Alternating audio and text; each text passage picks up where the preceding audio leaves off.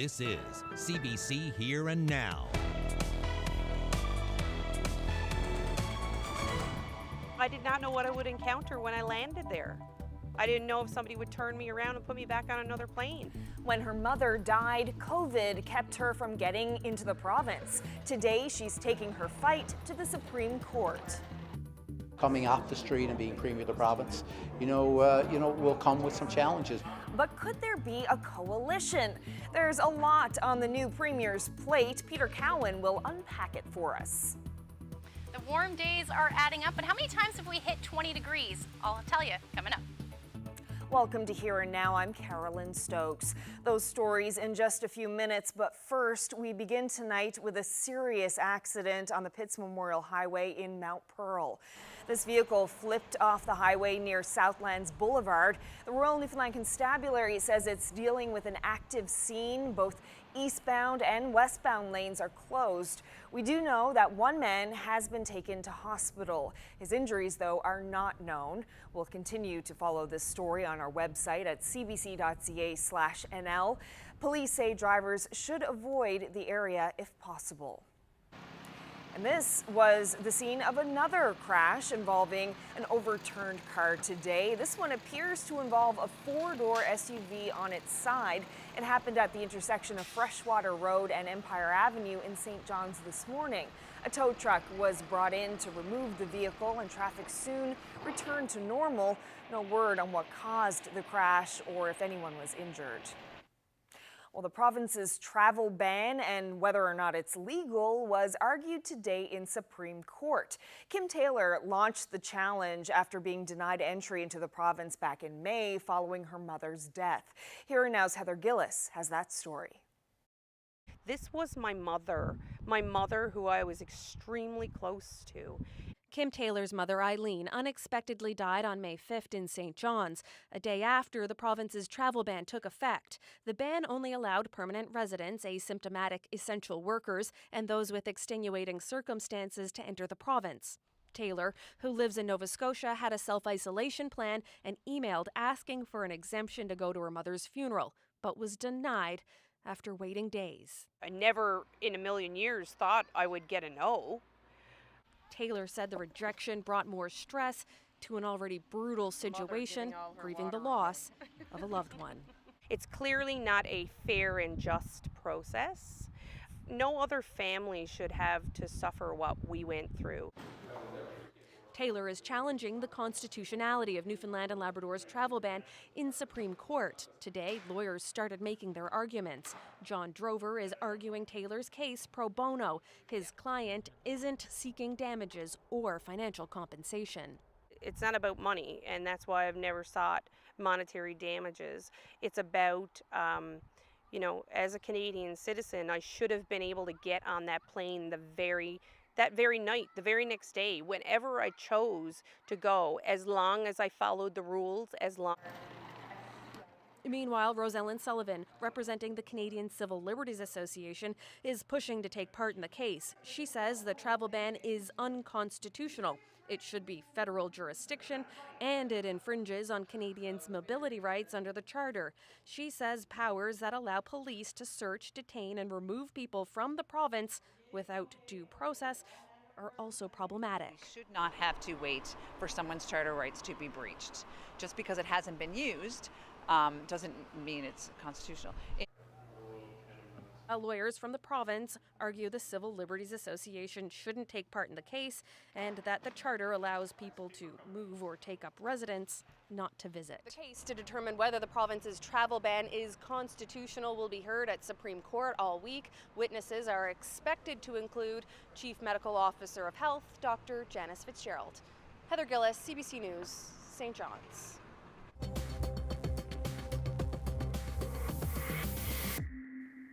Well, the new Premier has been highlighting the need for cooperation within a minority parliament.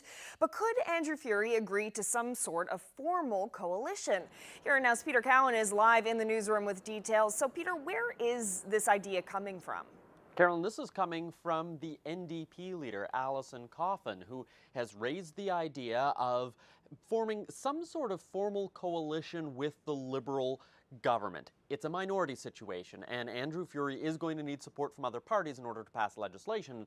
What they're likely talking about here is what's referred to as a or confidence and supply agreement. Basically, the NDP says anytime there is a bill that might bring down the government, they would support that bill, meaning the Liberal government doesn't risk being brought down on everything like a budget or any sort of spending bill.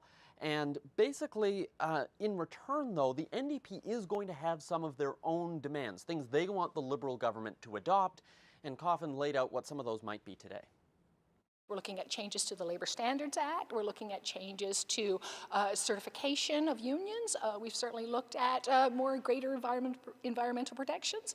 We're looking at things like an independent offshore safety and advisory board. All of these things are very vital, and these are things that we know are important to the functioning of our economy and our labor market. Andrew Furey has made working with the opposition parties a priority, but he hasn't said what form that would take. Outgoing Premier Dwight Ball didn't want a formal agreement with the opposition parties after last May's election when he came short of a majority. The Liberals have only needed one vote from either the PCs, the NDP, or either of the independent MHAs in order to make sure legislation passed. Now, I asked the Premier-designate's office about whether they'd be open to a more formal agreement. Didn't answer directly, but here's the statement that I got in return. They said, "We are open to collaborate with the opposition parties and the independent MHAs and look forward to finding areas where we could agree to work together." So that could include something formal like the NDP is proposing. Now, the PCs are also talking about collaboration, but they're really talking about this in a different way. For example, continuing the all-party committee that has been meeting every day to deal with the pandemic. And they're also looking ahead to the budget that's going to come in the next 2 months. We are willing to collaborate if it's in the interest of the province, but we also have to have the same quality of information and depth of information that he has and is reading right now in an office in this building somewhere. And I'm talking specifically about the long-range financial planning documents that the government refused to give us over the last couple of months.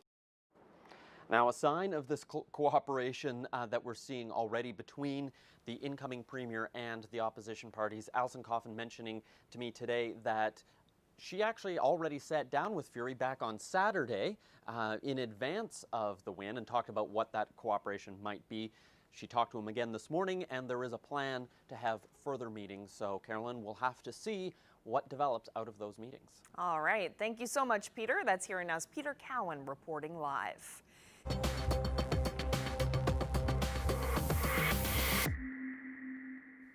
Well, it was an emotional evening for outgoing Premier Dwight Ball. He held back tears last night while addressing a small group of supporters in Deer Lake and reflected back on his time as Premier of the province.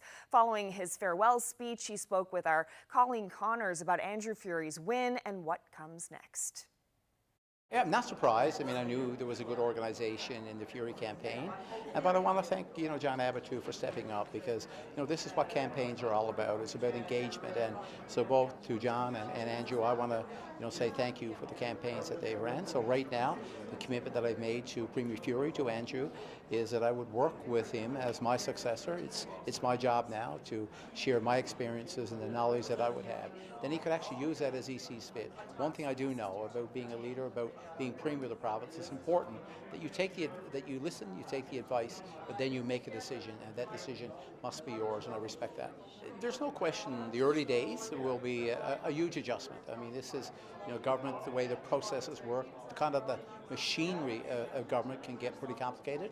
And, I'd worked there in opposition, so I had some time, to get ready. So coming off the street and being Premier of the province, will come with some challenges. But with that, I know he's got a great team behind him of experienced people, and whatever role, I need to play, I'm there to support him. It's engagements. These types of campaigns are the type of experience that you need to get into the political campaign, and they will be very different. The leadership campaign is typically a little more friendlier than others, and then you get into the cut and thrust of a political campaign, and that will be, I guess, a few months out yet. But this leadership campaign is good preparation for that. I have no idea. It's right now. It's the first time in my life. I've been so committed to this job. I really haven't been thinking about anything else yet. It's so I'll just see. It's the first time since a teenager when I really didn't know, what the next job would be or where I was going. But right now I'm feeling good. I got, great family, good support. It's a great community to live in. And so I really don't know yet, but I know I will want to do something. I've got a lot of energy, and I think I look at my mother who's, in her mid-80s now and still enjoys working to some degree. So I think I have a little bit of that, genes in myself as well. I just want to be active, and I will be. Well, one of the last things Ball did as Premier was push the Burton Winters inquiry forward.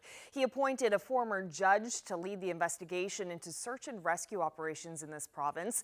The announcement came 8.5 years after Winters died on the sea ice in Makkovik.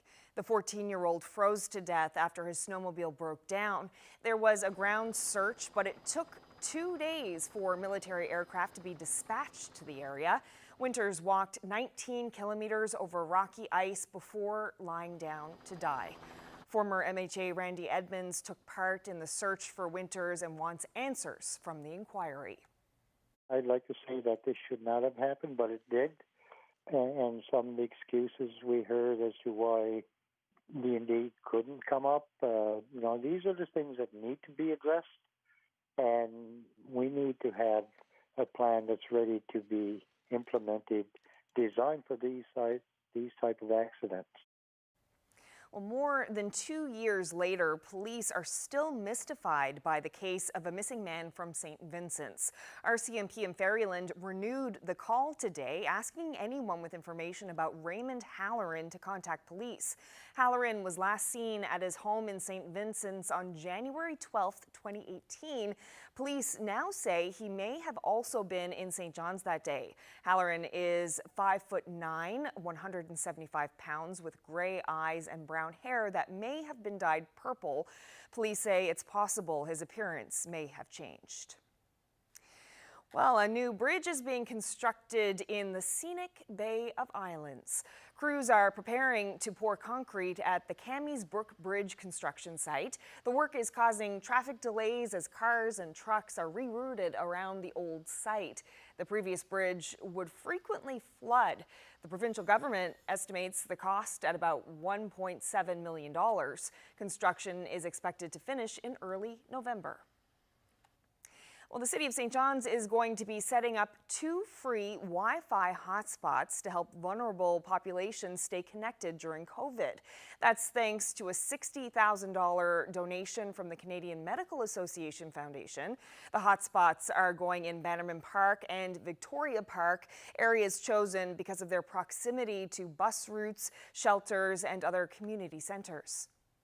During the pandemic, many people did not have access to places that would usually offer free Wi-Fi, like libraries, Metrobus, coffee shops, for example. So this is a really positive, good news story, I think, for the city in terms of making available public access for people.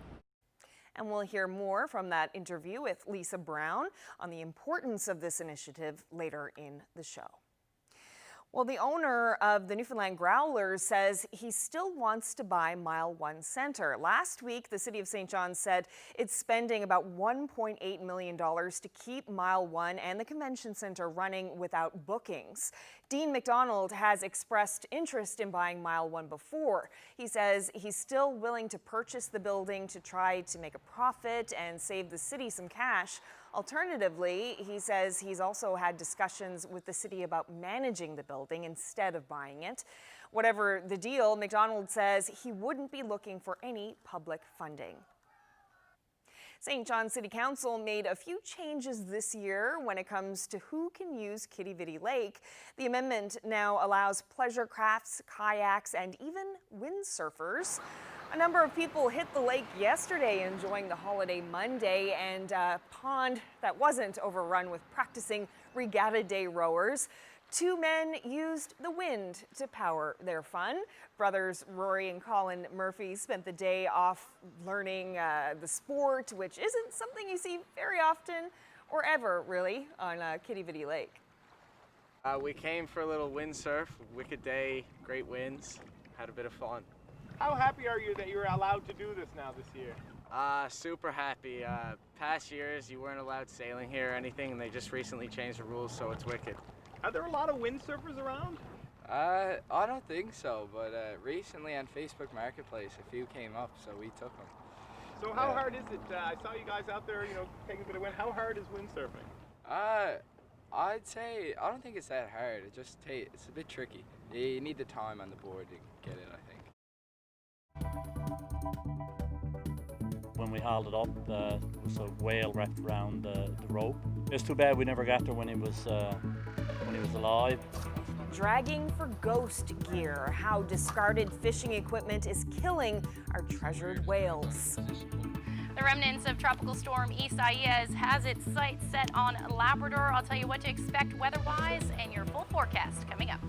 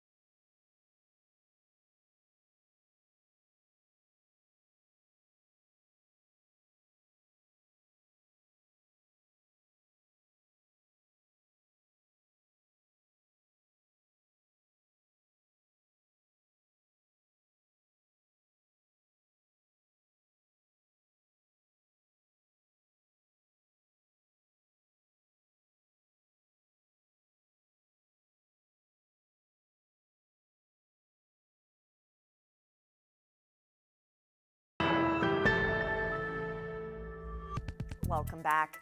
Before we get to your weather with Ashley, we have a nice seascape to share. A pod of whales near Canning's Cove put on quite the show yesterday, blowing and splashing around, much to the delight of boaters in Bonavista Bay. That video comes from the parents of our producer, Lee Pitts. They were watching from a safe distance, of course.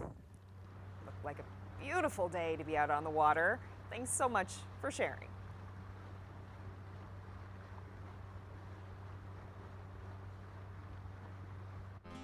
This weather update is brought to you by Newfoundland and Labrador Tourism. This year, it's Stay Home Year, the year to rediscover home.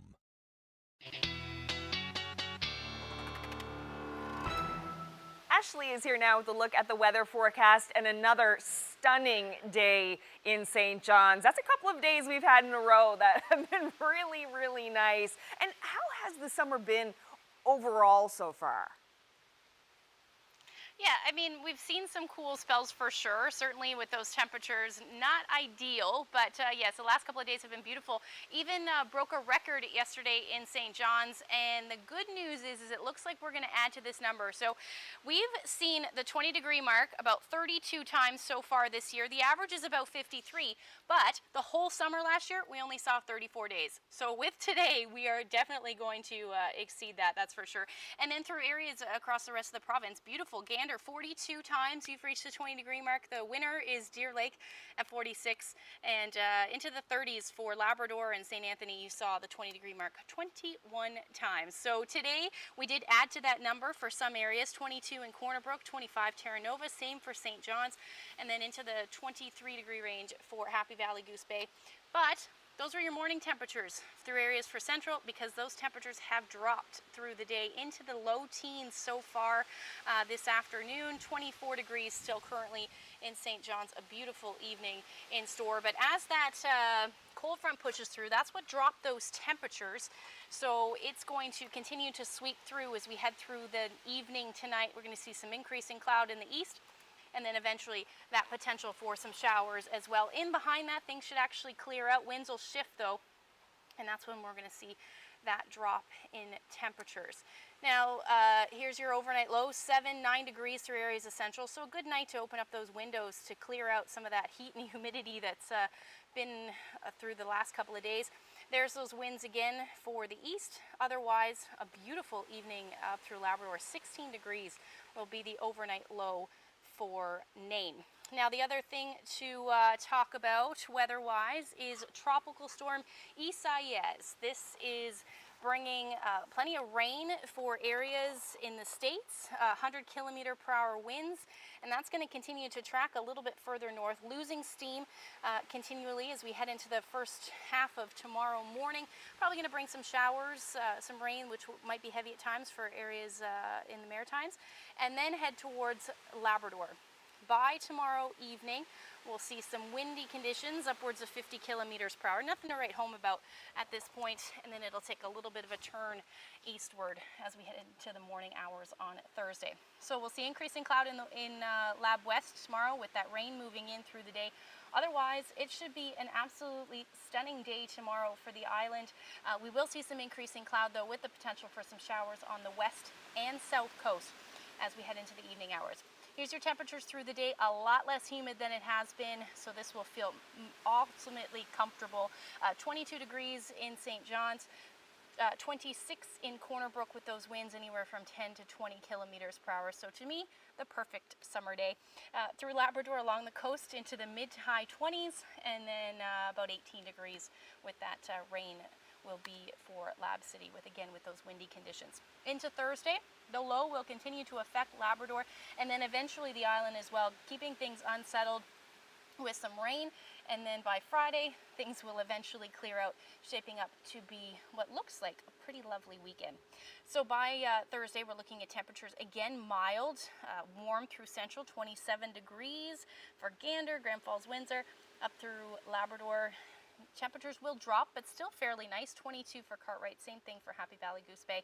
And then into Friday, those temperatures recover for you in Happy Valley, Goose Bay, back up to 27 degrees, 20 in Cartwright, and a gorgeous day expected for the island. 24 degrees in St. John's, and we're looking at temperatures right across the board into the low to mid 20s. Now, by Saturday and Sunday, at this point, looking to be set up a gorgeous weekend with temperatures in the mid-20s, low 20s, and temperatures in the mid-teens overnight. For central Newfoundland, a little bit warmer into the mid-20s by Saturday and Sunday, and then same thing for western Newfoundland. Really, I'm thinking plenty of sunshine at this point. And then up through Labrador, eastern Labrador, once we get through a little bit of some cool temperatures, by cool, relatively cool temperatures on Thursday, back up to the mid to high 20s for both Friday, Saturday, and then the return of some unsettled conditions, it looks like, for Lab West with the potential for some showers. Had to share this lovely shot of the fog rolling into Twillingate. Thank you to Rosalind for sending that photo in. If you have any weather photos to share with us, send them to nlphotos@cbc.ca. Just beautiful. Thanks so much, Ashley. You're welcome. Well, for whales and other marine life, lost and abandoned fishing gear, also called ghost gear, poses a deadly threat. Near Petty Harbour this weekend, a whale was found dead, entangled in rope from someone's abandoned crab pots. Here Now's Heather Gillis has more. Here you have the worst thing I've ever seen in my life. Baby humpback whale. Dying. Wrapped in fishing gear. Adam Templeton was working at Sea Friday when he found a young humpback whale entangled in about 200 meters of green fishing rope, severely injured. He called whale release and strandings, but the rescue group wasn't able to locate the whale. He says the situation highlights why lost and abandoned fishing equipment, called ghost gear, is so dangerous. The whale tail was white because it was, lack of circulation. The wharf in Petty Harbour was busy this weekend. Members of the Fishermen's Co-op were retrieving lost and abandoned gear from the ocean. They're one of 2 organizations that have a contract with DFO to do the work. 10 boats right now that go out, and they're probably a mile to a half mile to a mile apart. And they'll tow these big anchors aboard the boat here for like 5 or 10 miles. Then they haul them up and check and make sure there's something or nothing on it or whatever. And then they go again. Billy Lee says they hauled in thousands of pounds of old rope, pots, and nets, a major threat to marine life.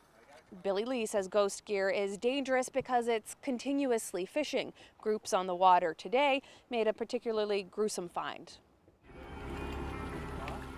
Bernard Shea found this dead humpback or minke tangled in rope from crab pots while he was retrieving ghost gear. We think he was only tangled up for the last probably 2 or 3 days. But anyway, it's too bad we never got there when he was alive, but that's the way it goes, I guess. How much ghost gear do you estimate that's out there? It's no way of knowing. The group plans to finish its work this week. Heather Gillis, CBC News, St. John's.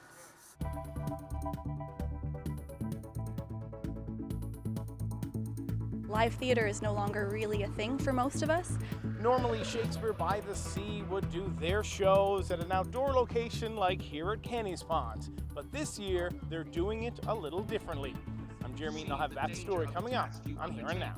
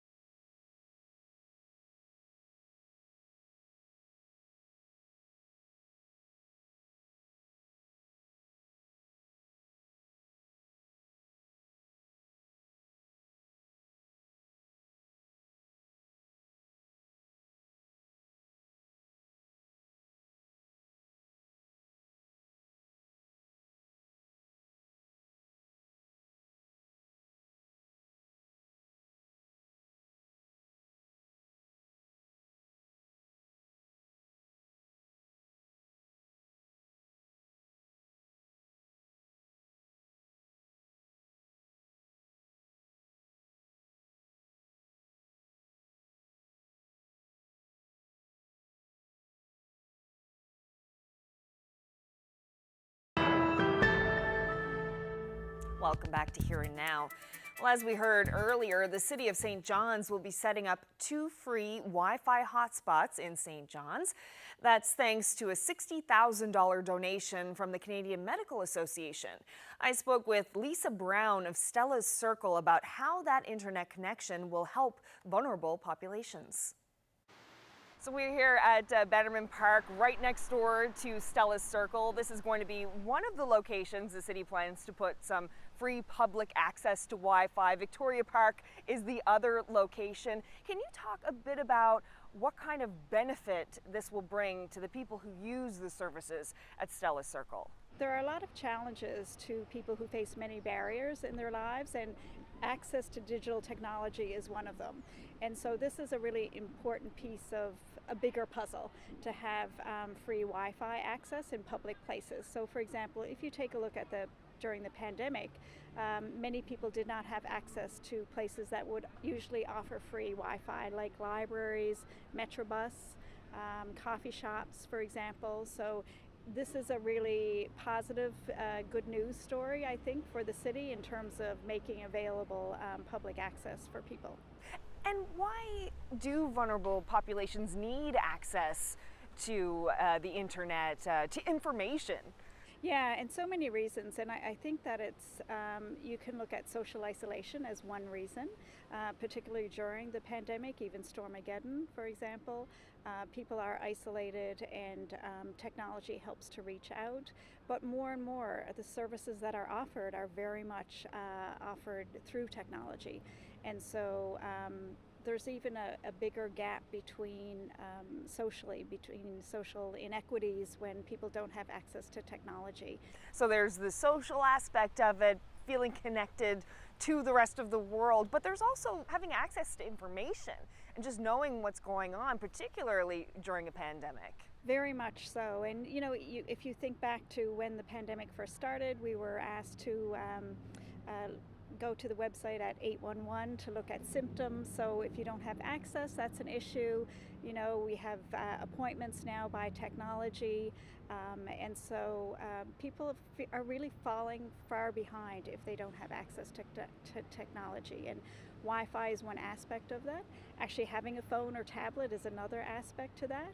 So this location must be just a prime spot for the people who use your services in particular. Can you give us a sense of how many people could potentially benefit from this? Yeah, I mean, public spaces like Bannerman Park are so important to a city, and they're so important to everybody to enjoy, and they really kind of equal the playing field because anybody can come here. And so that's really positive. Within this particular area, we have our Brian Martin Housing Resource Center, which sees about 600 people a year. We have about 40 of our 79 units of housing that we own and operate are located along this route.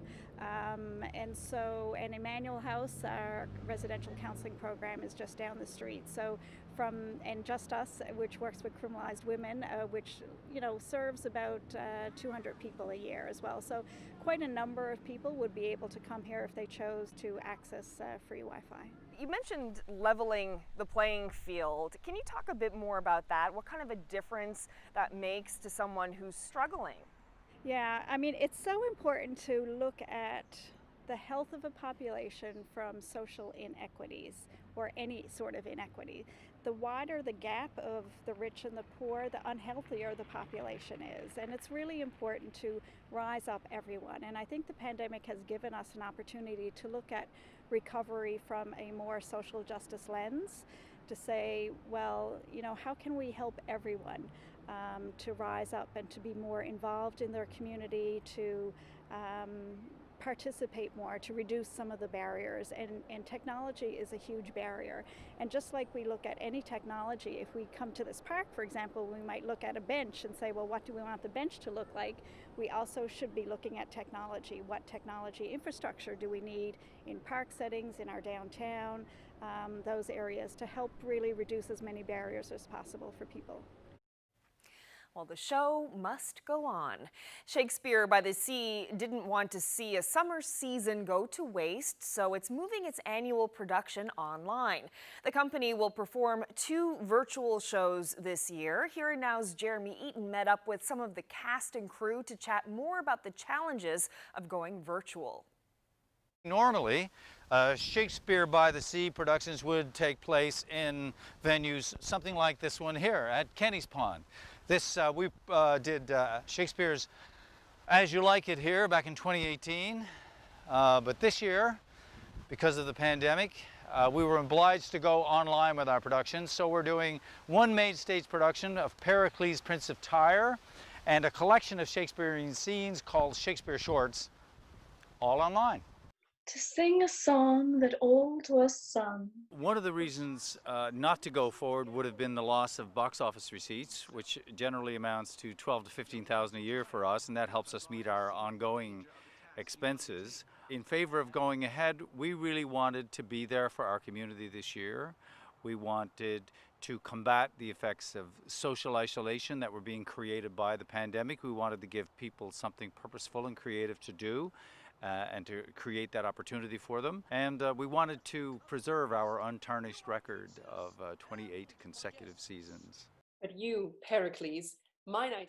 We had to figure out a way to actually do a complete production of Pericles, Prince of Tyre online. 26 people in the company, the acting company, for that particular show. And we succeeded in doing that. We had to learn about putting digital backgrounds in, how to use and be effective on Zoom, how to costume for a 2-dimensional screen instead of a 3-dimensional screen, how to create energy and activity on screen as opposed to, again, in a 3-dimensional setting with live actors, which was also a challenge. Live theater is no longer really a thing for most of us, so Zoom theater is really what's happening right now. And it's interesting because it's not really traditional costume design in the same way that I've really studied it. We're only costuming from the waist up, so I have no idea what they're wearing on the bottom. So we have to convey character really with only a third of the actors' bodies, which is really interesting. It showed well in you. It is actually quite challenging, but it's also a really good practice. I feel like after having this experience, I see costumes in maybe a slightly different way than I did before. Rebuke these surges which wash! I had a lot of projects lined up for the summer, a lot of different acting jobs, and they all fell through because of the pandemic. So when I found out Shakespeare by the Sea was still doing something, I was surprised, but very pleased, and I hopped on board right away as soon as I knew. I have Antiochus. It's incredibly different, I guess you could say, to rehearse over a computer, sitting at your desk instead of on a stage. You know, when you're rehearsing on stage, it's a 3D medium, and you have other actors around you that you can interact with, and sometimes there's set. And when you're home, you know, you can get distracted by someone mowing the lawn outside, or you hear your dog coming up behind you, and instantly you're out of it. So it's hard to stay in that zone, I guess. Why, hath your principal made known unto you who I am? So the show is going to premiere. We recorded the final version last night. So it will premiere at 6 o'clock on Friday coming, that's August 7th, and you can find a link to it. It'll be available on YouTube. You can get a link at our website, shakespearebytheseafestival.com, and through our various social media outlets.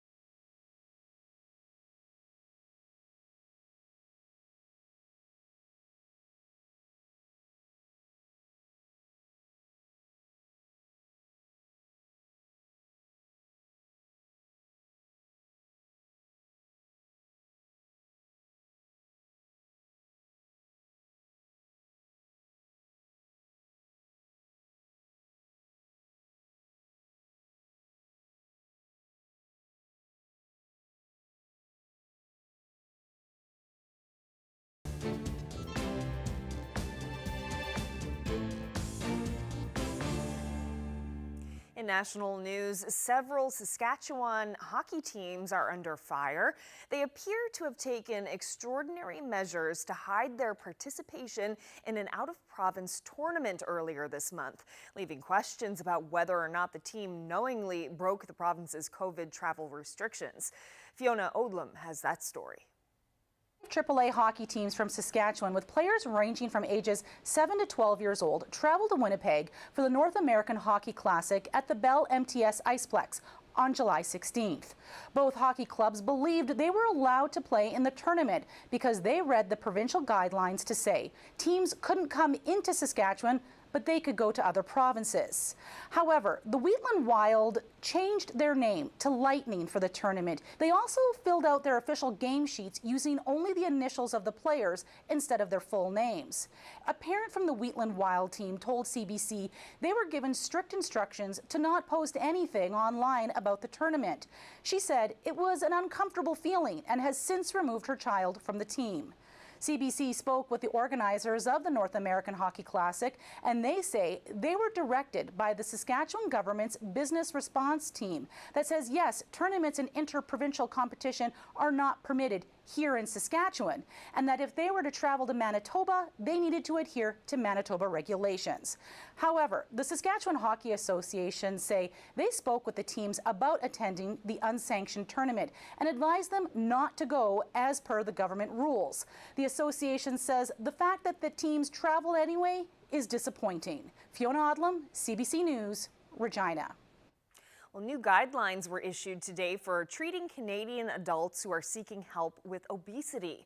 The recommendations published in the Canadian Medical Association Journal say clinicians should focus on the underlying causes of obesity and not body mass alone. They also advise a focus on personalized and realistic goals for patients that include improved health and well-being, not just weight loss. The authors are also encouraging an awareness of the stigma facing obese people, including the possible biases of healthcare workers, such as assuming obese people lack willpower or are non-compliant. Well, many Canadians are relying on emergency benefits from the federal government to pay their bills and get through the COVID-19 pandemic. Now, CBC News has learned hundreds of them are victims of identity theft. And because of those hacks, they're waiting weeks, even months, to get their checks. Lauren Pelly has that story. I was like, uh-oh. I just had a feeling that this wasn't good. 2 months ago, the government rejected Tamara Cater's application for a fourth round of CERB support. I was just shocked. Shocked because she had already received 3 rounds of CERB payments since April. Government records showed she had also filed a claim for employment insurance for losing a job she had never held. Cater has since missed $4,000 in payments. Eventually, they figured out that someone had applied for some type of EI benefit under my name. She's now among hundreds of unemployed Canadians who've had their identities stolen and used to apply for government benefits over the course of the pandemic. So far, the Canadian Anti-Fraud Centre says it has received more than 700 reports of identity fraud linked to CERB. 384 of those reports came from Quebec. Another 172 were from Ontario, and British Columbia had the third most reports with 52. It said that I had applied for period 1 on June 30th, which I had not. This New Brunswick mother of 5 later learned someone else hacked her account and collected a check on her behalf. I was a little scared. I immediately checked my online banking and to make sure that everything else was secure, that there was no breaches in any other of my finances. The Canada Revenue Agency told CBC News it is prioritizing fraud and identity theft calls. They also noted anyone eligible for CERB benefits will receive their missed payments. No one can tell me when it will be resolved. I've been able to borrow money from people to pay my rent, but that's also an uncomfortable feeling when everybody's under stress. For now, Cater says she's stuck in limbo with no answers and no cash coming in. Lauren Pelly, CBC News, Toronto. The race to find a vaccine for COVID-19 has clinical trials moving ahead with unprecedented speed. As Christine Birak explains, a process that usually takes up to 5 years is now happening in less than 1. For a new virus, it's never happened this fast before. Potential vaccines are entering final phase 3 clinical trials. It's a process that usually takes years, if not decades. So how can it be happening in months and without compromising safety? I believe it's possible. You just need to put the effort into it. And a lot of money. And a lot of money. At Laval University, Gary Kobinger is working on a potential COVID-19 vaccine. He says no one's sacrificing safety. Instead, vaccine development is mainly being sped up by advanced manufacturing, global cooperation, and designing flexible clinical trials. Now everything is compressed. People are lining up their phase 2 as they are doing their phase 1. Phase 1 is a safety trial. The potential vaccine is given to a small number of healthy volunteers. Normally, one phase ends before another starts. But if early results show the vaccine is safe, health regulators continue to monitor it and allow phase 2 to run at the same time.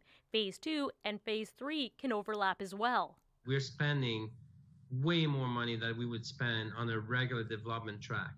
Regulators worldwide, including Health Canada, are also working together to oversee the vast amounts of data from those trials, resulting in a much faster review time than the standard 300 days.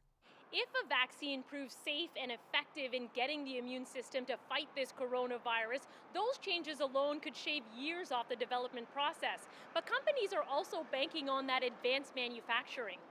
Meaning, let's just invest in manufacturing, let's have the doses ready, and if the vaccine is a good candidate, we don't have to go back to do the manufacturing. We already have the doses available. It's never been done before, but leading COVID-19 vaccine contenders are now producing their vaccine. So even though it is a lot of investment to manufacture at risk, it is compressing timelines. Safety checks are baked in, but when a vaccine fails, and most of them do, it's expensive. Outside a pandemic, it's a risk few companies would ever take. Christine Birak, CBC News, Toronto. Now to a horrific story out of Beirut. A massive explosion has killed at least 50 people and left thousands injured in Beirut, Lebanon.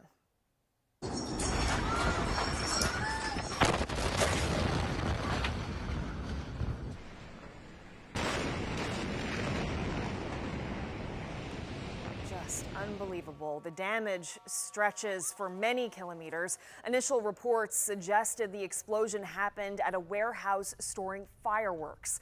There are also reports it was a highly explosive material that was seized years ago that blew up. Lebanon's prime minister says the dangerous warehouse had been there since 2014 and that those responsible will pay.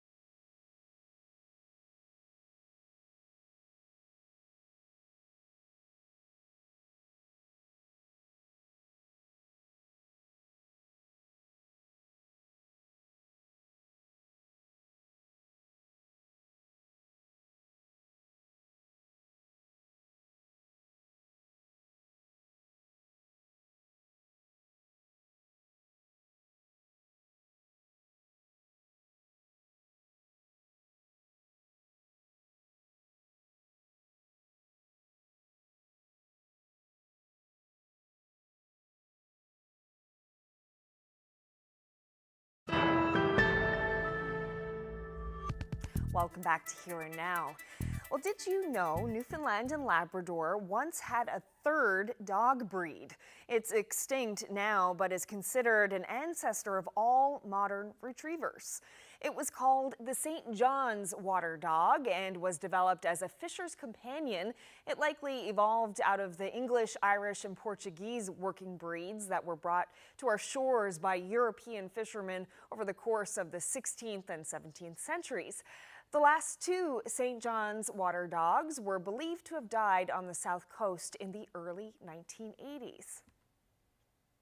Interesting little tidbit there.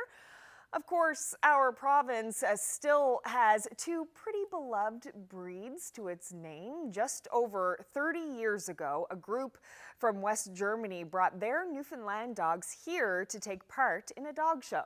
Let's have a look.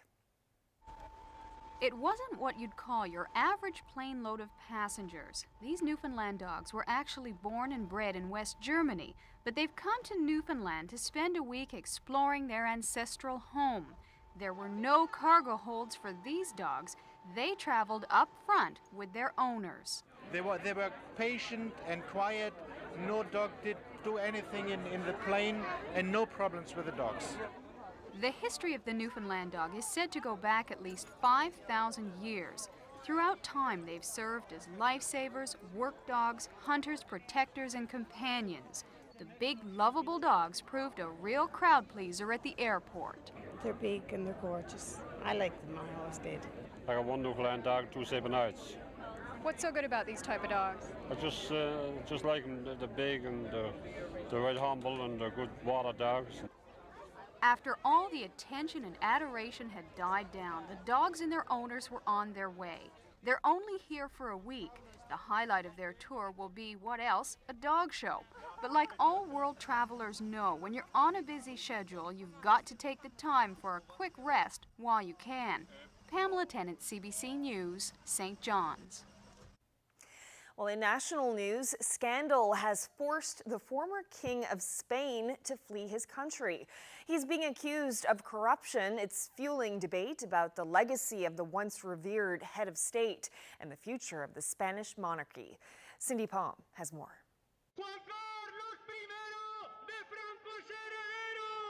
Spanish citizens may have been protesting against the former king this summer, but it still came as a shock when Juan Carlos packed his bags and reportedly fled to the Dominican Republic or Portugal on Monday.